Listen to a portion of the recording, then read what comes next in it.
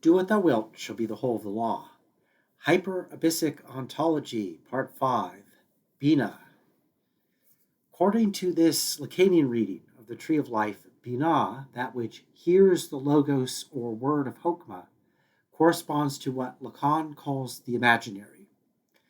The imaginary is the learned, interiorized matrix of language usages, imprinted from the prevailing cultural symbolic order during the primary socialization of early childhood.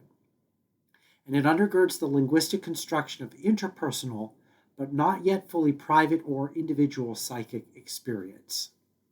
The emergence of the personal experience of psychic interiority is symbolized by the lower Sephiroth of the Tree of Life, below the abyss. The descriptive level of the supernal triad contrastingly signifies the linguistic structuring of the psyche, the conditions of the possibility of any possible psychology anterior to concrete subjective cognition. For Lacan, the imaginary function substitutes for the unconscious in Freud's original theory, accounting for the various psychological effects thematized by psychoanalytic theories such as the parapraxes or Freudian slips of intelligible semantic substitution, which occur in dreams or spoken discourse, whereby the hidden motivations of the psyche can be discerned.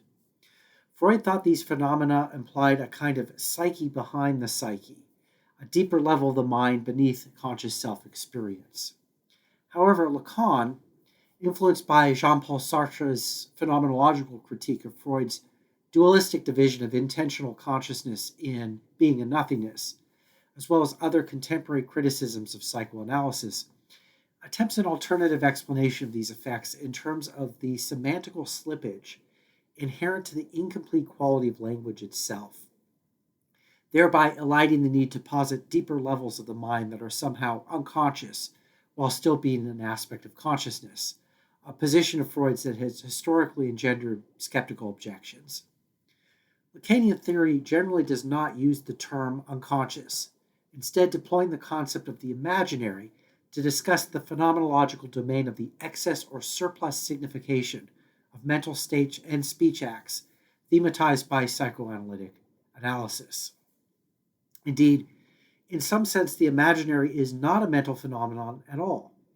It does not indicate a noetic region within the psyche. Rather, the concept is an attempt to theorize the effect of the formation of human subjectivity in terms of the learned social performative use of language, when any such usage is founded on the incomplete structure of semantical meaning, due to the insistence of the real with a capital R, whereby the signifier has no necessary connection to the signified, and this relation must be pragmatically and creatively reaffirmed with every new use of language. In such a context, is it any wonder that human subjects always mean more than they say? Lacan explains that the level of the imaginary, as such, is the level of the model image of the original form. Unquote. The model image founding the subject's psychological coalescence is the symbolic register's ideological privileging of the signifier phallus, which signifies the proto-verbal child's inescapably contradictory collision with the roles and norms of patriarchal parental authority, whereby they are Oedipally castrated or cut open to linguistic socialization, and become human subjects, capable of semiotically representing themselves as such to themselves, in and through their being so recognized by others. In other words, Lacan writes, the imaginary names, quote, the level of completely primitive experience, at the source point in which the possibility of the symbol lays the subject open to a certain relation to the world, a correlation, a balancing, unquote. However, this balancing or equilibration of the subject with its social context always fails. The Oedipal subject experiences a minimal gap, a gap it names the I, between itself and the social norms within which it is embedded as a historical agent. Socialization through the mediation of the imaginary is always incomplete, insufficient, and not all, corresponding to the feminine role in Lacan's theory of sexual difference, as well as to the correlation via gematria between law or not and L or all in the Book of the Law. According to Adam Kotso, quote, the feminine logic is that of the not all. This is because the feminine reflects the logic of the real, with capital R. In short, the real is inherently not all. The masculine logic is secondary, representing what happens when one attempts to establish a smooth, harmonious, universal order. The resulting universal is necessarily contradictory or cracked. It's from Zizek and Theology, 2008, by Adam Kotsko. Therefore, under the historical conditions of patriarchy, the imaginary can be represented as feminine, and on this basis can be correlated with Binah, Babylon on the Tree of Life.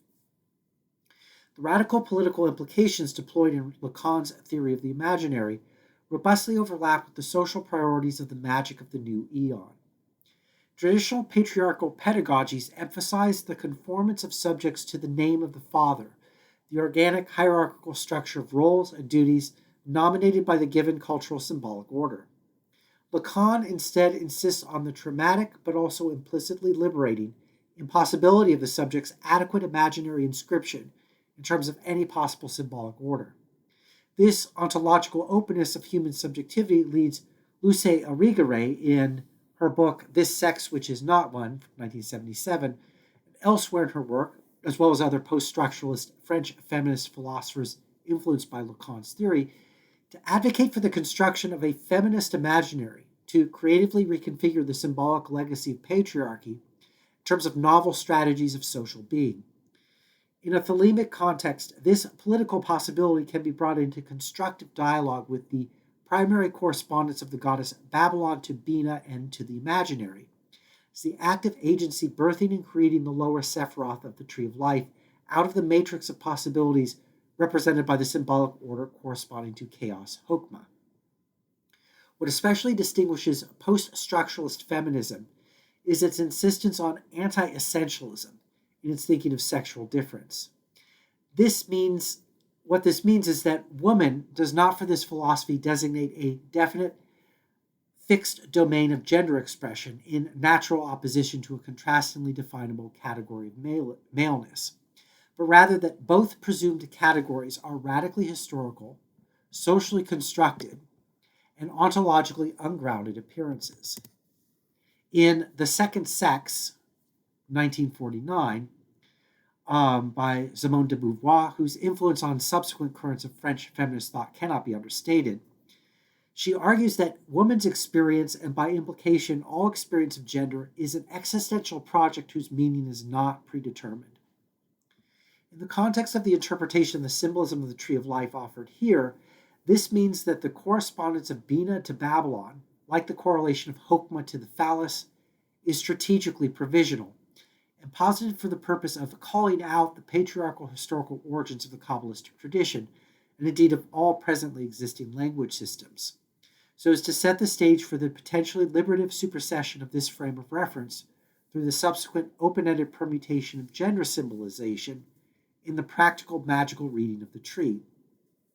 Therefore, just as the sign phallus signifies the, in fact, absent presence of the male in association with the initial duality represented by Hokmah, in order to identify patriarchy at the starting point of the tree, so as to dialectically undermine that primacy in this very act of positing, so likewise the female is related to Binah, not to exclude other gendered readings, but to give due to the historical role of primary feminism in being the initial historical movement to concretely challenge patriarchy, thereby opening the way for the further permutation of gender discourse beyond the initial symbolic dyad of the male and the female. What this implies is that the god form of Babylon should not be seen as simply and straightforwardly female, even while she can and does also offer this signification. For example, Liber 65, chapter 5, verse 8 reads in part, quote, "Thou hast come hither, O my prophet, through grave paths. Thou hast wandered as a painted harlot. Thou hast played the wanton in every gate and byway of the great city. The men of the city have lusted after thee to abuse thee and to beat thee. Thou hast suffered unspeakable things." Unquote. In this verse, Babylon is imagined as a queer male cross-dressing prostitute, another victim of the evils of patriarchy to be challenged and overthrown in the liberation promised by the conditions of the new eon.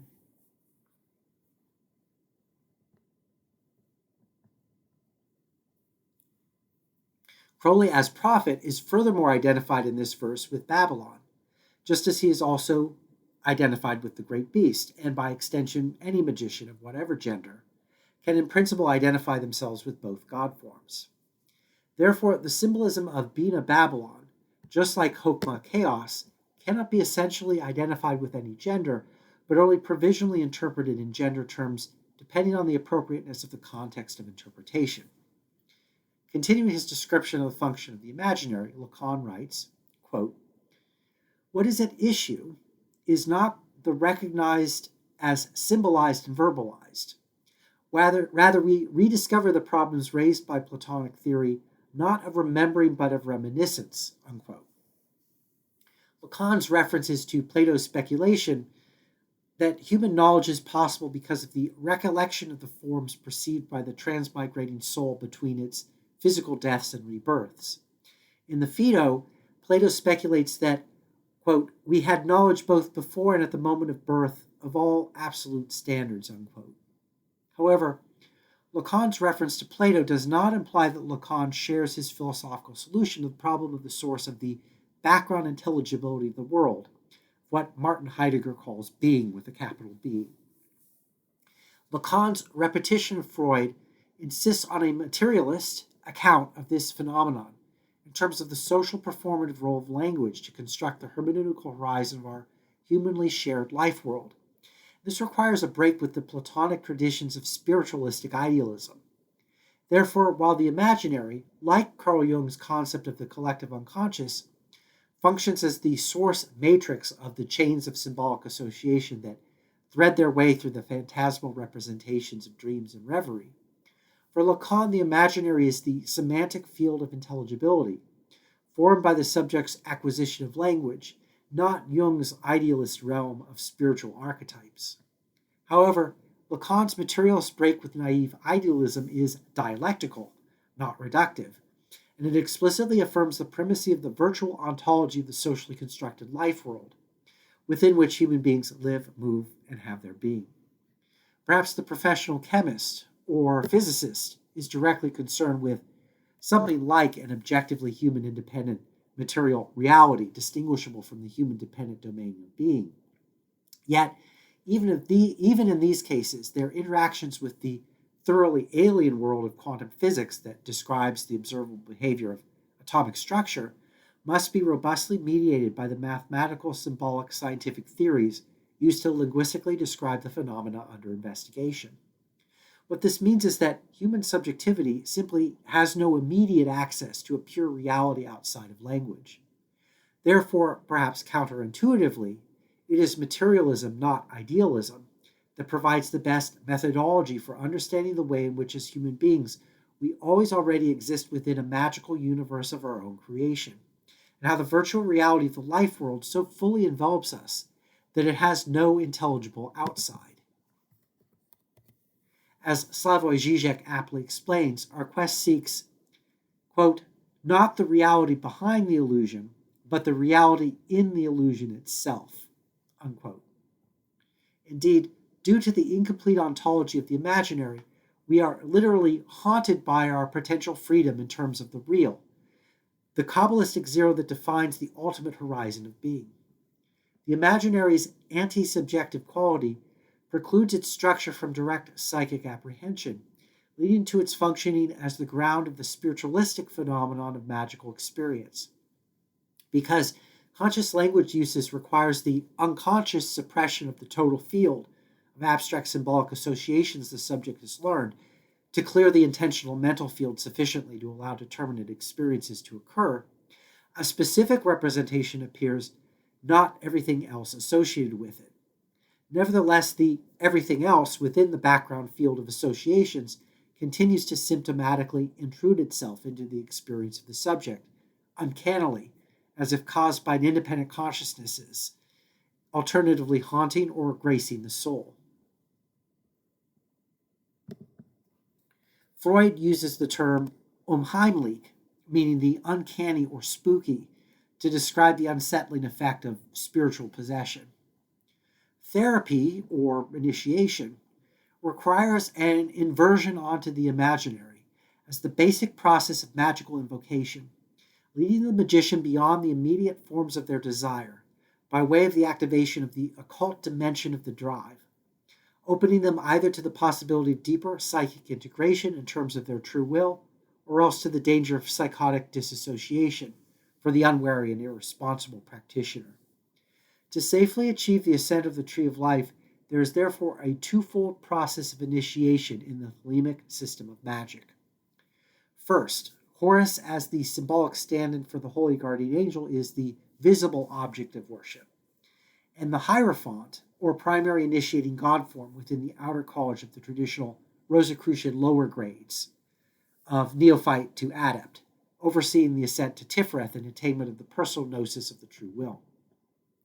The magician, thereby knowing who they are and what they are doing, they must fulfill their true will, expending their karma through action in the interpersonal context of the social world until their still limited sense of personal identity expires and is transcended in the abyss, through which they may then and only then safely cross.